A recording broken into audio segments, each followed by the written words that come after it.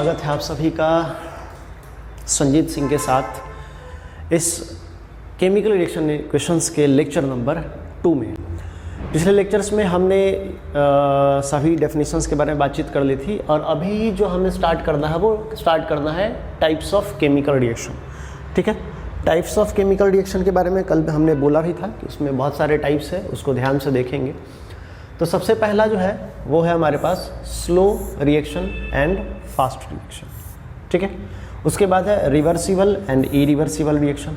उसके बाद है एडिशन, जिसको कि कॉम्बिनेशन लिखा जाता है एनसीईआरटी में। उसके बाद हमारे पास है डिकम्पोजिशन रिएक्शन, जिसमें थर्मल है, इलेक्ट्रिकल है और फोटोकेमिकल है। फिर हमारे पास है डिस्प्लेसमेंट, जिसमें सिंगल और डबल, मतलब डिस्प्लेसमेंट और डबल डिस्प्लेसमेंट कहते हैं। उसके बाद हमारे पास जो है एंडोथर्मिक एक्सोथर्मिक रिएक्शन है, एंडोथर्मिक एक्सोथर्मिक, और लास्ट में हमारे पास है रेडॉक्स रिएक्शन।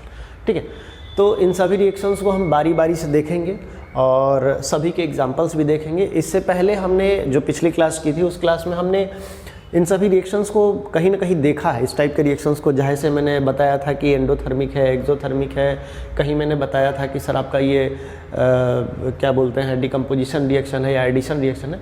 तो इन सभी रिएक्शन को ध्यान से यहाँ पे देखेंगे। तो सबसे पहले हमारे पास जो रिएक्शन है वो स्लो एंड फास्ट रिएक्शन है। ठीक है, तो स्लो एंड फास्ट रिएक्शन में क्या बोला गया है, reaction getting completed in 10 to the power of -10 seconds are called fast reaction. मतलब अगर फास्ट रिएक्शन है तो कोई फास्ट रिएक्शन को कैसे जज करेंगे, तो जज करने के लिए फास्ट कहने का मतलब जल्दी करो, जल्दी करो मतलब किसके बेसिस पे, टाइम के बेसिस पे। अगर हम टाइम को देखते हैं कि अगर ये कुछ सेकंड्स में मतलब क्या बोले मिली सेकेंड्स की बात हो रही है, 10 to the power -10 क्या होता है, एंगस्ट्रॉम कहते हैं ना, 1 एंगस्ट्रॉम। मतलब 1 एंगस्ट्रॉम सेकेंड्स के अंदर में अगर कोई रिएक्शन कंप्लीट हो रहा है तो वैसे रिएक्शंस को हम बोलते हैं फास्ट रिएक्शन। क्लियर है, इसके कुछ एग्जांपल्स हैं, जैसे कि हमारे पास सबसे बेहतरीन एग्जांपल ये तो दिख भी रहा होगा आपको, NaOH और HCl का एग्जांपल है। इसमें NaCl और H2O बनता है, मतलब एसिड बेस का एग्जांपल, बहुत बेहतरीन एग्जांपल है। और ये 10 to the power -10 सेकेंड्स में कंप्लीट हो भी जाता है।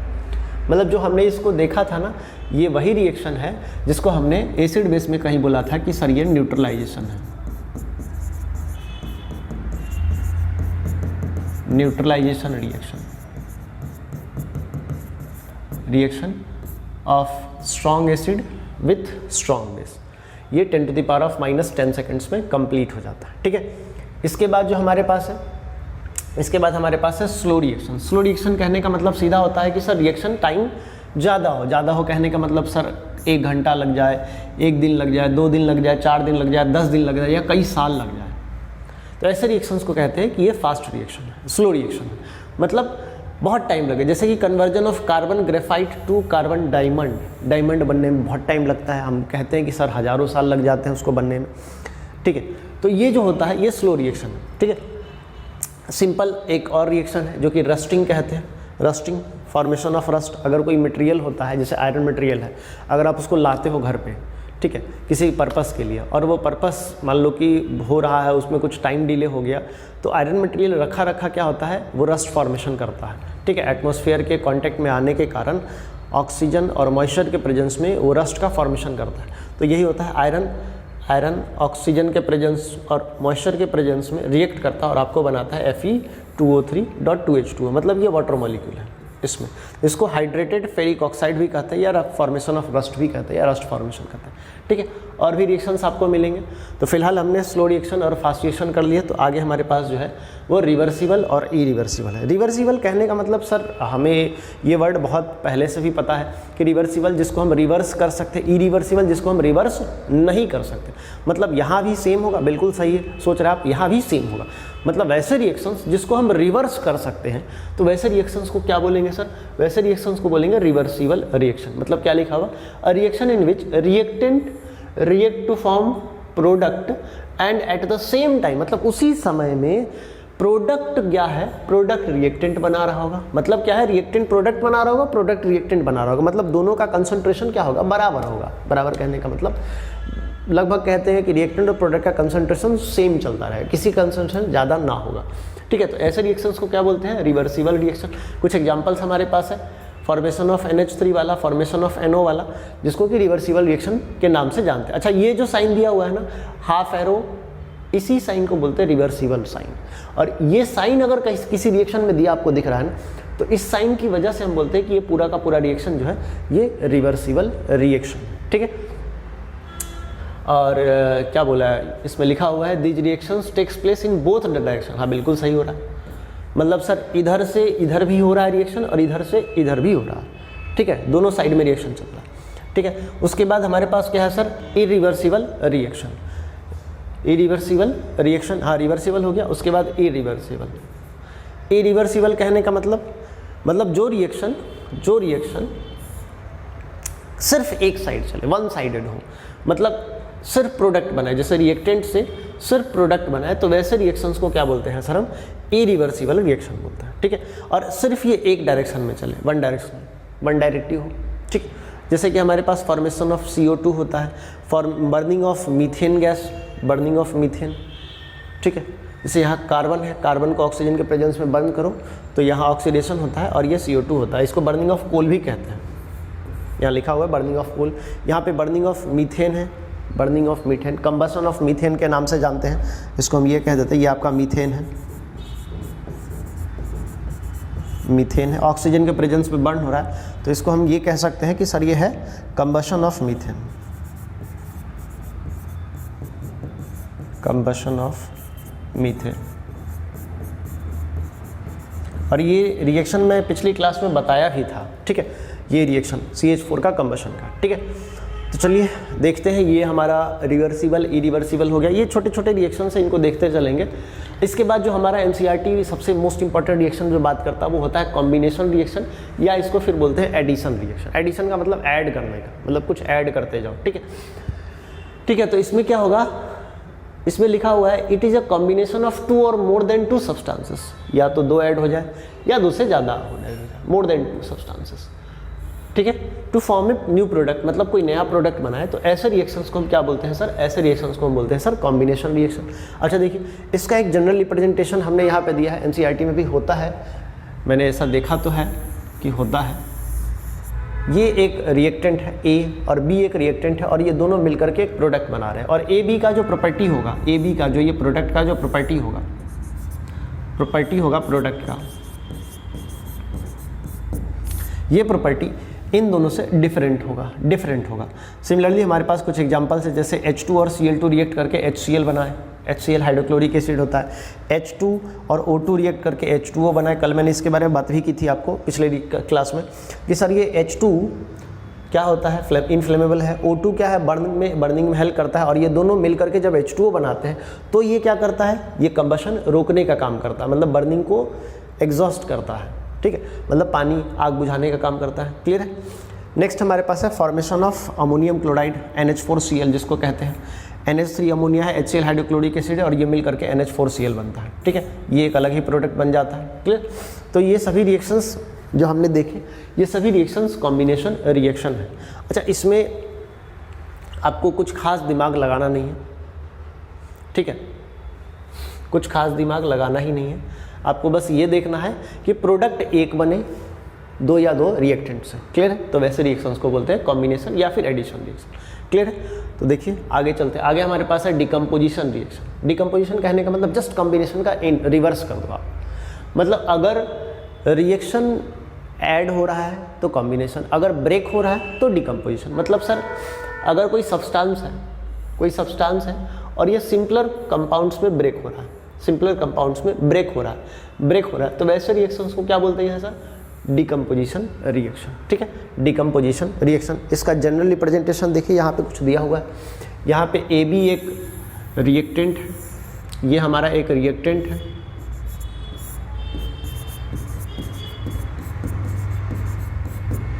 और ये ए और बी में टूट रहा है, ए और बी में टूट रहा है, और दोनों क्या है, प्रोडक्ट है। ठीक है, ये दोनों क्या है, प्रोडक्ट। क्लियर। अब जैसे हमारे पास कैल्शियम कार्बोनेट है, कैल्शियम कार्बोनेट के जब आप हीट करोगे तो मिलता है हमको कैल्शियम ऑक्साइड और कार्बन डाइऑक्साइड। ठीक है, हीट करने की वजह से ये प्रोडक्ट बन रहा है, तो हीटिंग की वजह से जो रिएक्शन हो रहा है, तो इसी रिएक्शन को हम बोलते हैं थर्मल डिकम्पोजिशन रिएक्शन। अभी जस्ट हमने डिकम्पोजिशन वाले में टाइप लिखा था ना, तो यही आपका थर्मो डिकम्पोजिशन रिएक्शन होता है। अब मान लो कि हमारे पास वाटर है, वाटर को इलेक्ट्रिसिटी के हेल्प से अगर हम इसको डिकम्पोज कर रहे हैं, तोड़ रहे हैं, जिसमें हमको H2 और O2 का फॉर्मेशन हो रहा है, तो इसी रिएक्शन को बोलते हैं इलेक्ट्रोलाइटिक या electrolysis reaction with the help of electricity. यहाँ देखो इलेक्ट्रिसिटी का हेल्प लिया है, यहाँ आपने हीट का हेल्प लिया है, डेल्टा का मतलब हीट होता है, ठीक है। ये बड़ा वाला जो सिंबल है ना ट्रायंगल का, इसको हीट बोलते हैं, डेल्टा का मतलब हीट होता है, ठीक है। और एक इसका मतलब चेंज भी होता है, बट यहाँ नहीं, आगे मिलेगा केमिस्ट्री में इसका मतलब चेंज कहाँ होता है, थर्मोडायनेमिक्स में दिखेगा आपको, ठीक है। उसके बाद हमारे पास है AgCl और AgBr का। AgBr और AgCl सनलाइट के प्रेजेंस में ये क्या होता है, डिकम्पोज होते हैं और हमको Ag और Br2 लिबरेट करते हैं, जो कि एक तरह से फोटो डिकम्पोजिशन रिएक्शन के नाम से जाना जाता है, फोटो डिकम्पोजिशन रिएक्शन, ठीक है। और ये ज़्यादातर जो इस्तेमाल होता था ये AgBr का, ये इस्तेमाल होता था ब्लैक एंड वाइट फोटोग्राफी में, इसलिए इसको हम क्या कह सकते हैं सर, ये कह सकते हैं कि सर ये फोटो डिकम्पोजिशन रिएक्शन है। तो हमने डिकम्पोजिशन में थर्मल देख लिया, इलेक्ट्रोलाइटिक देख लिया और साथ में फोटो डिकम्पोजिशन रिएक्शन देख लिया, तीनों टाइप्स देख लिया, एग्जाम्पल भी देख लिया, क्लियर है। चलिए अभी हमारे पास है डिस्प्लेसमेंट रिएक्शन। डिस्प्लेसमेंट रिएक्शन थोड़ा सा अच्छा इसलिए है क्योंकि इसमें कुछ चीज़ें और समझने के लिए भी है। जैसे कुछ चीज़ें क्या है कि इसमें मोस्टली बात क्या करना है कि सर हाईली रिएक्टिव जो एलिमेंट है वो डिस्प्लेस कर देता है लेस रिएक्टिव एलिमेंट को। चलो ये तो समझ में आ गया कि बहुत आसान है कि कोई हाईली रिएक्टिव एलिमेंट होगा वो लेस रिएक्टिव को डिस्प्लेस कर देगा, तो वैसे रिएक्शन को हम क्या बोलेंगे, डिस्प्लेसमेंट रिएक्शन, ठीक है। हमारे पास कुछ ऐसे में हमारे पास क्या होता है, हम रिएक्टिविटी सीरीज भी यहाँ पे लिख लेते हैं, हम याद होगा मेटल रिएक्टिविटी सीरीज हमने एक बार लिखा भी था, मेटल रिएक्टिविटी सीरीज, ठीक है।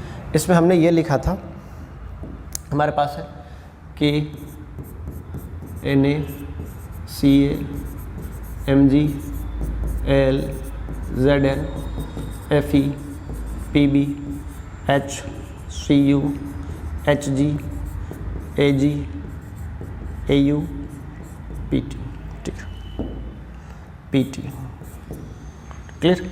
और ये ऊपर वाला जो होता है ये हाईली रिएक्टिव होता है और नीचे वाला लेस रिएक्टिव। हाइड्रोजन को हमने बताया था कि ये सर क्या है, ये एक स्टैंडर्ड है, स्टैंडर्ड है, ठीक है, ये एक स्टैंडर्ड है। और ये वाला ऊपर वाला जो आपके पर्सन दिख रहा है ये हाईली रिएक्टिव होते हैं।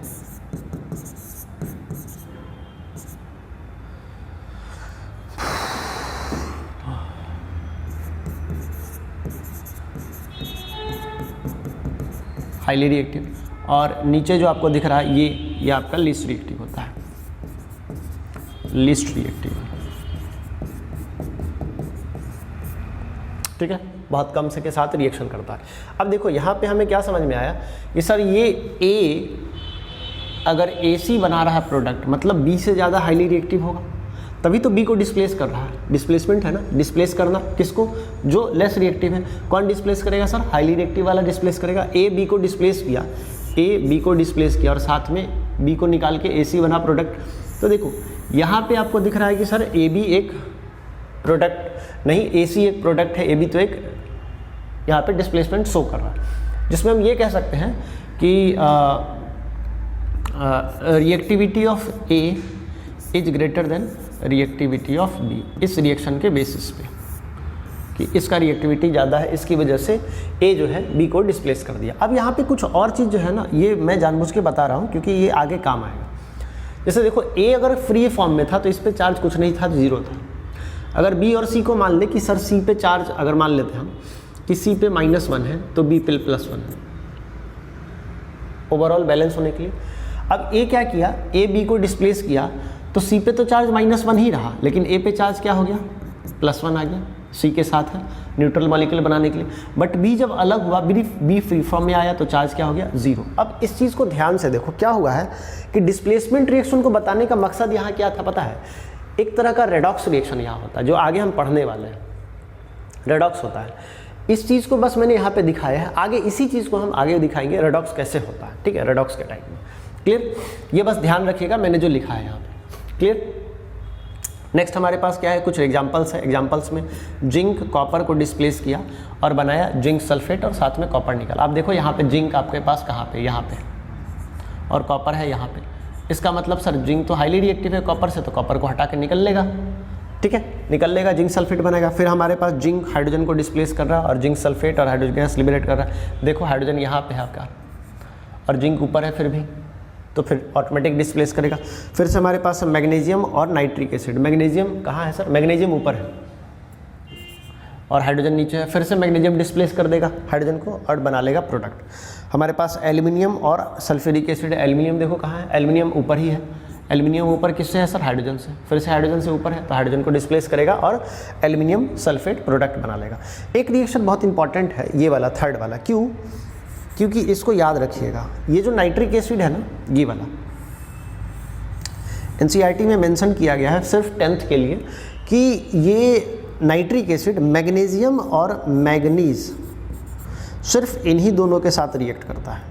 बाकी इसमें से कोई भी हाईली रिएक्टिव आ जाए उनके साथ रिएक्ट करके प्रोडक्ट नहीं बनाता है।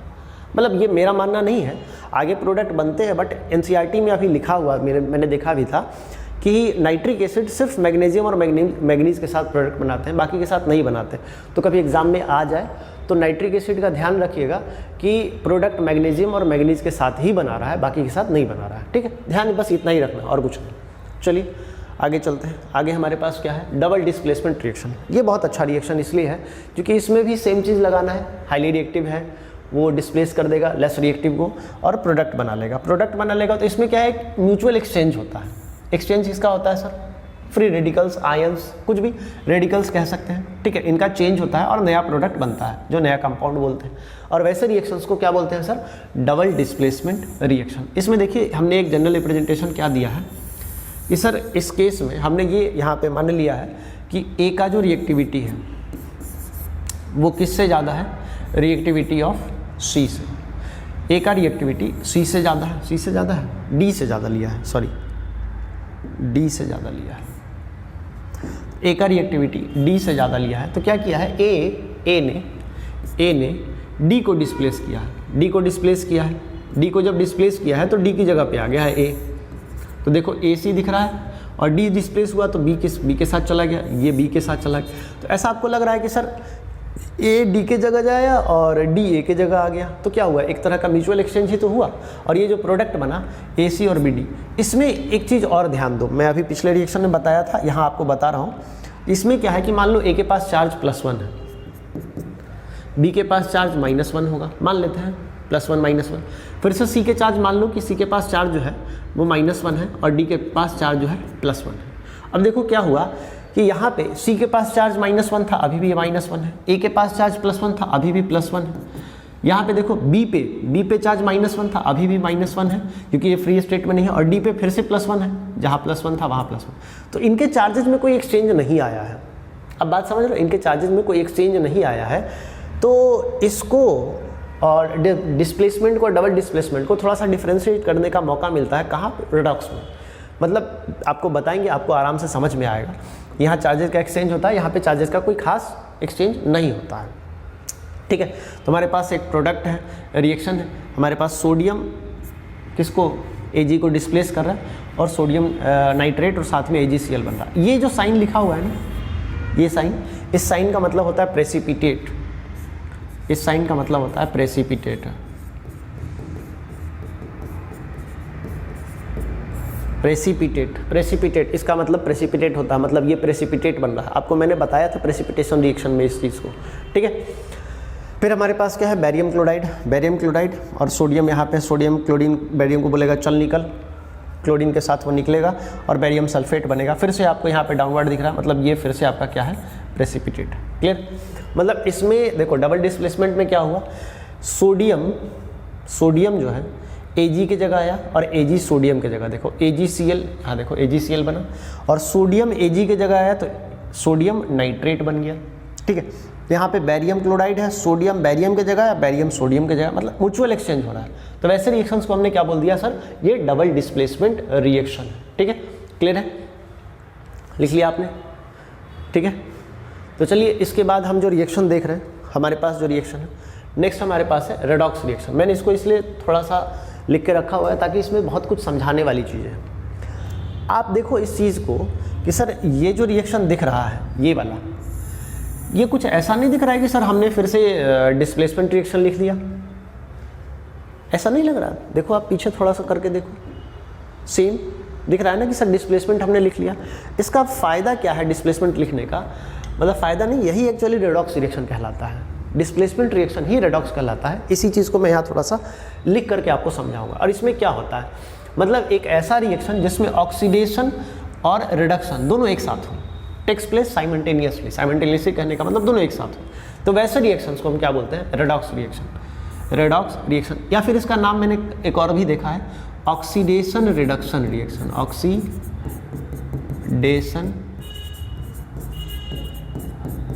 रिडक्शन रिएक्शन मतलब एक ऐसा रिएक्शन जिसमें कि ऑक्सीडेशन और रिडक्शन दोनों साथ में हो, तो वैसे रिएक्शन को रेडॉक्स भी कह सकते हैं या फिर ऑक्सीडेशन रिडक्शन रिएक्शन भी कह सकते हैं। अब देखो यहाँ पे ये ए फ्री फॉर्म में था, ए फ्री फॉर्म में है यहाँ पे, तो ए पे चार्ज 0। अब बोलोगे सर हम कैसे याद रखेंगे किस पे चार्ज 0 होगा, किस पे चार्ज क्या होगा? अभी जस्ट 2 मिनट लगेगा, बता दूंगा, टेंशन ना लो। मान लेते हैं बी पे चार्ज -1 है तो सी पे चार्ज +1 होगा, ठीक है। अभी यहाँ पे ए पे चार्ज क्या हो जाएगा? ए पे चार्ज -1 हो जाएगा और सी पे चार्ज +1 ही है, और बी पे चार्ज 0 हो जाएगा। हमने ये माना है कि सर रिएक्टिविटी ऑफ, देखो ए बी को डिस्प्लेस किया ना, तो reactivity of A is greater than reactivity of B, ये हमने मान लिया है। ये मान के हम रिएक्शन कर रहे हैं। हमारे पास जो पीछे का जो रिएक्शन था डिस्प्लेसमेंट वाला, सभी इसी पे बेस्ड था। अब चलिए देखते हैं क्या हुआ कि ए और बी में क्या क्या हुआ है। यहाँ पे कुछ चीज़ें हुई है, यहाँ पे ऑक्सीडेशन और रिडक्शन हुआ है, ऑक्सीडेशन और रिडक्शन हुआ है। अच्छा, आप लोग के दिमाग में कुछ ऐसा दिमाग में बसा होता है कि सर एडिशन ऑफ हाइड्रोजन होगा, रिमूवल ऑफ हाइड्रोजन होगा, एडिशन ऑफ ऑक्सीजन होगा, रिमूवल ऑफ ऑक्सीजन होगा, मतलब इतना तरह का जो वाहियात किस्म का जो चीज़ दिमाग में बैठा हुआ है ना, इन सभी का एक ही लाइन में क्लियर कॉन्सेप्ट हो जाता है रेडॉक्स का। मतलब परेशानी बिल्कुल ही नहीं आएगी। मान लो किसी जगह हाइड्रोजन ना मिला, ऑक्सीजन ना मिला, तो क्या करोगे तुम? फिर वहाँ कहाँ से रेडॉक्स ढूंढवाओगे? ठीक है, तो इन सभी को क्लियर आउट करने के लिए हमने नहीं, साइंटिस्ट ने कुछ रिसर्च किए और निकाले हैं कि चार्ज के बेसिस पे आप कीजिए। ठीक है, चार्ज के बेसिस पे। ऑक्सीडेशन कहने का मतलब sir increase in oxidation number, increase in oxidation number, oxidation number. Oxidation number मतलब सर पॉजिटिव चार्ज में इंक्रीज होगा, increase in positive charge, increase in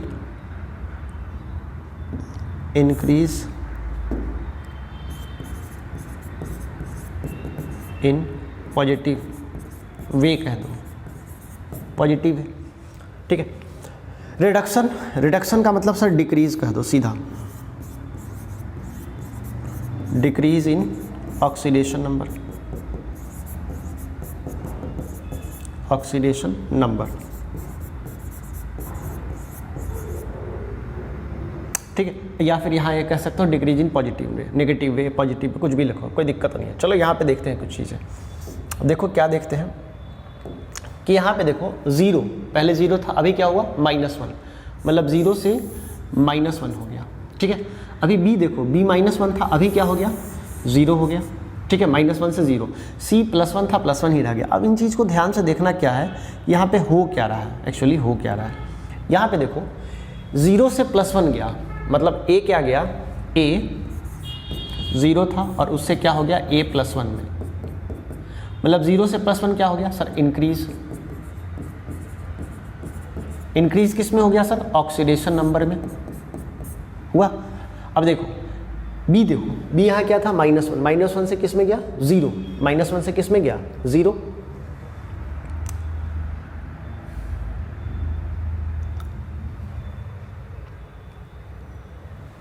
हाँ सही, बी -1 से किस में गया? 0।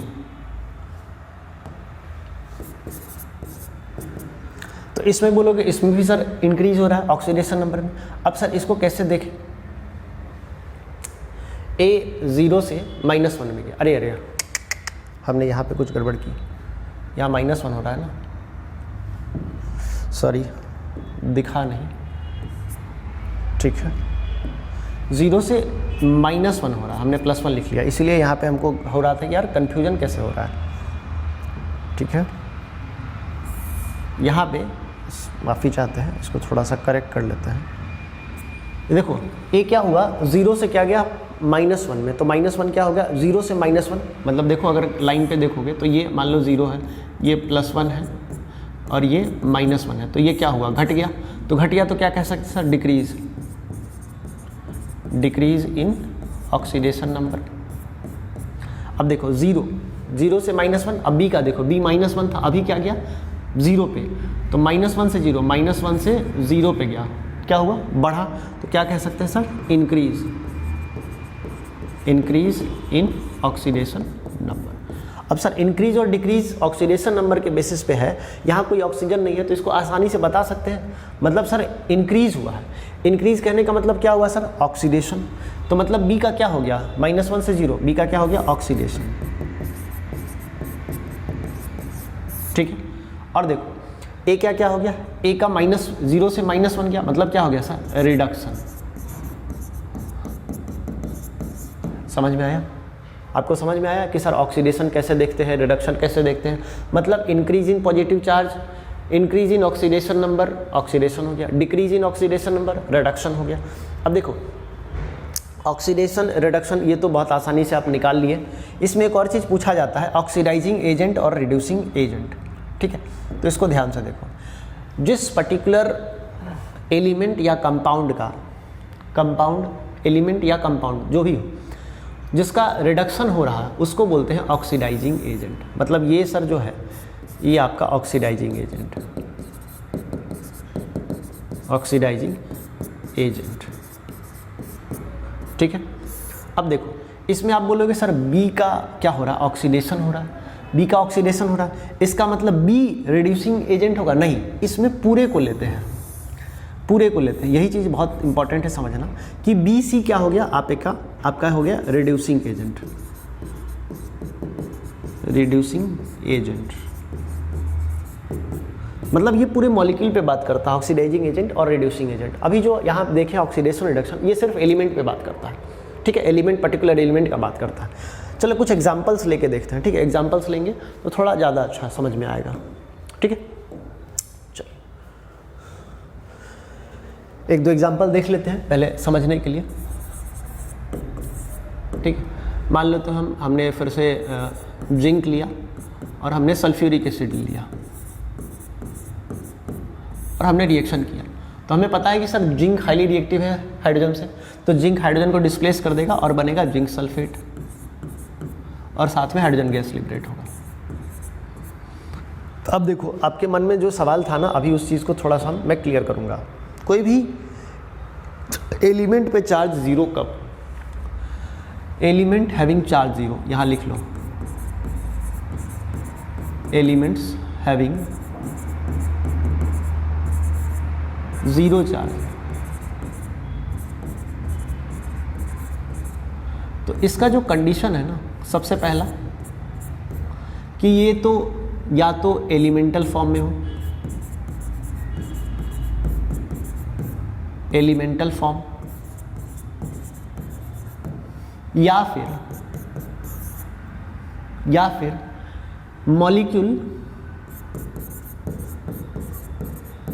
मॉलिक्यूल फॉर्म में हो विथ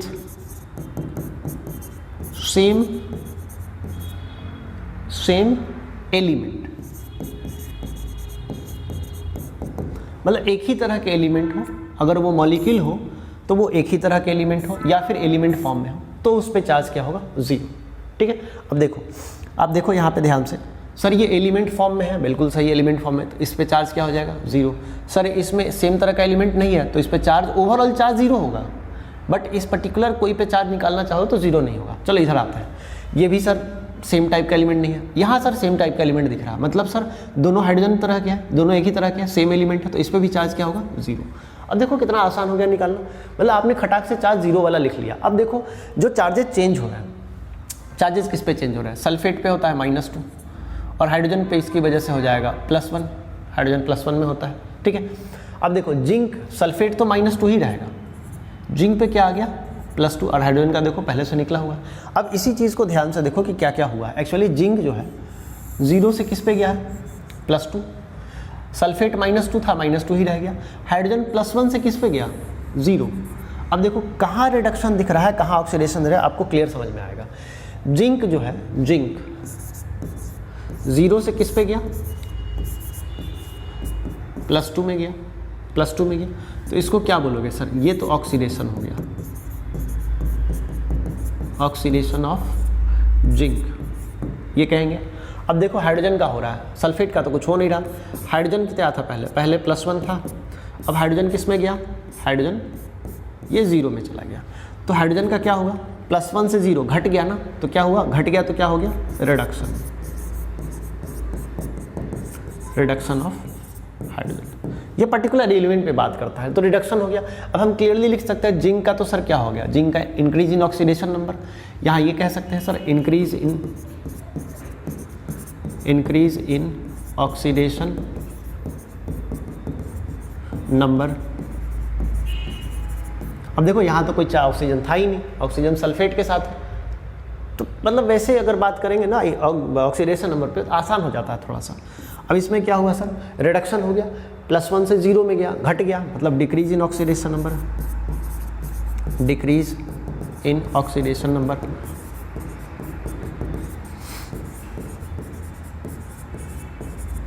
ठीक है, तो इसमें डिक्रीज हो गया।